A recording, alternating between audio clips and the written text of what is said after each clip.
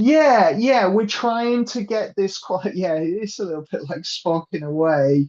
Although I guess Spock, there's a sense of detachment, and actually he doesn't have the emotions, whereas this stuff isn't like we're trying to become non-emotional. We're just trying to have this ability to observe emotions and choose how we respond. So actually, I often feel very big emotions, but I have way more choice on how I respond to them than I would have done before this. So the response can be quite Spock-like, although maybe not. There's a choice in how you respond. For some people, it might be quite calm and focused and Spock like. Others may retain the emotionality and the spontaneity, but you just have more choice, of how you respond to stuff. So, yeah, it is a very difficult skill. Emotions have been selected by evolution to command our attention and get us to act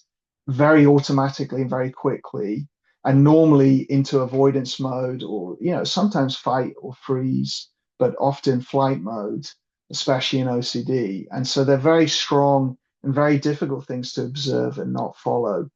So from that quality, yeah, it is. We are sort of becoming now. I'm not saying you do this when you watch fun TV shows. So I'm not saying you have to watch a fun TV show and not lose yourself in it. And like you only use your skills if something is unworkable and distressing and is getting in the way of values. So if I watch a TV show, I am trying to focus because obviously our modern world conditions us to be very distracted, and we can have the mobile phone on and the TV on and also be thinking about multiple things. So I do try and train attention and keep my attention focused throughout life, but I'm not trying to get rid of the uncomfortable feeling watching The Office. Is more like the skills are there in the background available for you.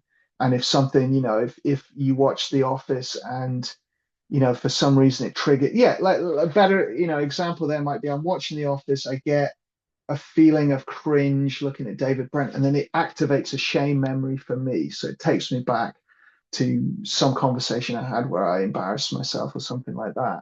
Okay, then I'm ready to use my skills. They're so trained, they're there that I can diffuse and accept that and come back to the David Brent show. So I guess I may be reading into your question that sometimes people worry that they'll lose their emotionality, the positive aspect of their emotionality. They'll become too sort of Spock-like. That's definitely not the case. It's just we get more choice about how we respond. And some people, it does make them calmer for sure. If you get skilled at this, you do, unworkable emotions can be, smoothed off and might get a bit easier. But, uh, many of the people I've learned act from are incredibly emotional. They're like crying, during workshops and, out of love and joy, crying tears of joy. And, I was just at a parents' evening and hearing the report on my son, it brought tears to my eyes. It was like the emotion is strong and powerful, but it's just, I have a choice of how I respond to that. So, yeah,